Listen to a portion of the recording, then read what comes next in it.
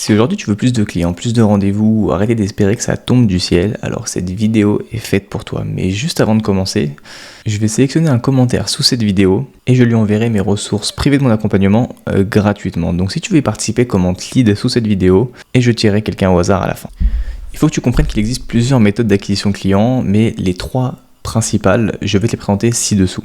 Je vais te les expliquer dans l'ordre exact, du plus compliqué au plus simple, du plus long au plus rapide. Donc là, ce que tu peux voir, c'est un de mes business managers dans lequel j'ai dépensé un peu plus de 2 millions d'euros uniquement pour tout ce qui est donc génération de prospects. Donc je vends des leads moi de mon côté dans les énergies renouvelables. Enfin, j'en vendais, aujourd'hui j'ai arrêté parce que c'est une activité qui me plaît moins. Je préfère accompagner des gens à faire des leads. Donc là, tu vois des leads pompe à chaleur, des leads isolation extérieure, des leads même pour des sites web, j'en ai vendu quelques-uns. Voilà, donc ça c'est un de mes business managers. Donc là on va passer donc directement à l'acquisition. Donc le principe de l'acquisition, comme je t'ai expliqué, il repose sur 3 branches. Donc on va voir l'organique, l'outbound, donc tout ce qui est cold mail, cold call et cold DM, et la publicité.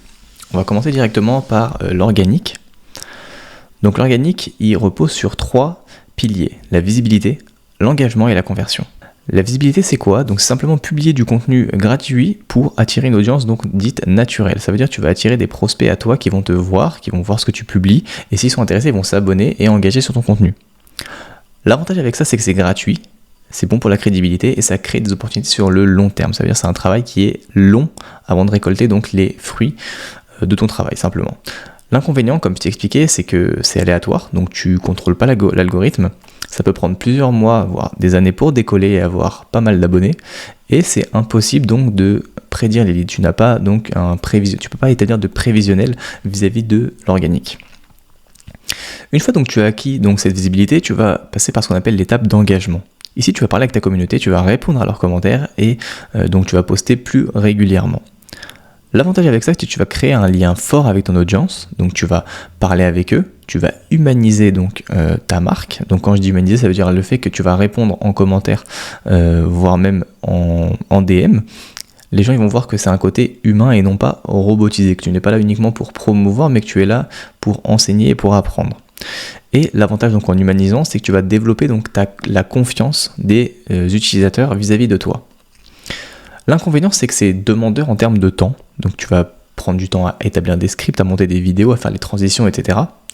Et c'est difficile de convertir si tu n'as pas un système complet derrière. Une fois que tu as passé l'étape donc de l'engagement, on passe directement à ce qu'on appelle la conversion. La conversion, donc, c'est tu vas convertir donc l'audience, donc des personnes qui vont engager avec toi, donc qui se sont abonnés, qui ont commenté ton contenu ou autre, et tu vas les convertir grâce à des call to action, des DM, des stories, voire des pages d'offres. L'avantage avec ça, c'est que c'est une conversion assez naturelle, parce que finalement, c'est un petit peu une suite logique. La personne, elle voit ton contenu gratuit, elle est intéressée, elle s'abonne à toi, et toi, derrière, tu peux lui proposer donc, via tes stories, quelque chose qui peut potentiellement l'intéresser. C'est pour ça que c'est une conversion dite naturelle. Ça fonctionne bien pour tout ce qui est type de coaching, de service, voire même de formation. Par contre, pour tout ce qui est e-commerce, c'est un peu plus compliqué, ou alors là, il faut faire plutôt un TikTok, engager uniquement e-commerce pour promouvoir juste son produit. L'inconvénient, c'est que ça dépend vachement donc, du volume de ton audience, et c'est moins direct que de la publicité. Donc aujourd'hui, pourquoi la publicité c'est supérieur à l'organique ou pourquoi l'organique c'est inférieur à la publicité? C'est parce que l'organique ça dépend vraiment de la chance, de si tu publies beaucoup, si tu engages beaucoup, si tu es là vraiment tous les jours, et alors que la pub ça va dépendre plutôt d'un budget que tu vas investir. Deuxième point, c'est que l'organique ça prend beaucoup de temps comme on l'a vu. Alors que la pub, ça donne des résultats immédiats. Avec l'organique, tu peux prendre plusieurs mois, voire des années, comme je t'ai expliqué au début, à décoller. Et c'est pas vraiment scalable. Parce que même si tu postes 10 vidéos par jour, eh ben, tes vidéos elles vont se manger entre elles, plus ou moins. Ensuite, on va passer donc à tout ce qui est outbound, donc cold mail, cold call et cold DM. Ici, pareil, tu as 3 branches. Tu as le ciblage, l'engagement et la conversion. Donc au niveau du ciblage, tu vas identifier donc soit manuellement, soit avec des outils, des prospects qui correspondent à ton ICP. Ton ICP, c'est quoi? C'est ton avatar client. C'est la personne, c'est ton client idéal si tu veux. L'avantage avec ça, c'est que c'est gratuit ou peu coûteux parce que tu vas le faire à la main. Tu peux viser des prospects ultra précis, donc tu peux cibler qui tu as envie. Si tu veux la société par exemple Engie par exemple, tu vas pouvoir cibler les directeurs directement de Engie, leur envoyer des messages ou voir essayer de les appeler si tu arrives à trouver leur numéro. Et également, un autre avantage, c'est que c'est bon quand tu n'as pas de budget, quand tu as vraiment beaucoup de temps à investir. L'inconvénient, donc, c'est que c'est vachement chronophage, tu fais toujours la même chose, ton taux de réponse, il va être faible, donc quand je te dis 2 à 8%, ça comprend également les réponses négatives, donc les personnes qui vont te dire non. Et ça peut être perçu comme insistant ou spammy, et ça ne plaît pas à tout le monde de faire ça. Personnellement, moi j'ai testé, ça m'a vachement saoulé. Donc après, une fois que tu as ciblé donc ton avatar client, on va passer directement à l'engagement. Ici, l'engagement, tu vas créer une conversation avec les personnes qui correspondent à ton avatar client. Donc que ce soit par mail, par DM, par commentaire ou par appel, pour montrer que tu existes et que tu as une offre à leur proposer. Donc les avantages, c'est les mêmes. C'est gratuit ou peu coûteux, tu vises qui tu veux. Par contre, les inconvénients, c'est que c'est impossible à scaler si tu automatises pas ou si tu délègues pas, et mentalement c'est vraiment fatigant, parce que déjà entre le ciblage, puis envoyer des messages, changer tes messages en fonction des personnes, c'est vraiment fatigant. Ensuite, avec un peu de chance, une fois que tu as donc des personnes qui ont engagé, tu vas passer à ce qu'on appelle la conversion. Ici, c'est le moment où tu dois pitcher donc ton offre quand le prospect il va venir à ton rendez-vous.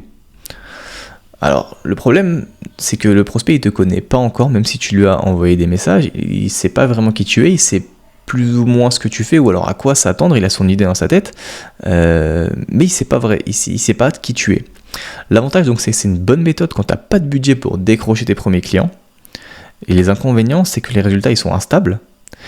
Tu peux avoir des prospects donc, qui te disent « Ah, je ne pensais pas que vous proposiez ça, je pensais que votre service était Y, alors que toi, tu as proposé X. » Et pour en revenir, c'est pas du tout scalable parce que tu fais tout à la mano. Maintenant, pourquoi c'est une méthode à automatiser ? Parce que si tu fais à la main, ça n'apporte pas tant de résultats que ça par rapport au temps que tu as passé à le faire à la main. Niveau prédictibilité, tu ne peux pas prédire du tout ce que tu vas avoir. Et niveau scalabilité, pour scaler, il faut recruter ou automatiser. Donc soit des call mail, call DM, call et organique, ça peut satisfaire uniquement si tu as beaucoup de temps et si tu aimes te manger des recals. Ensuite, on va passer donc à la publicité.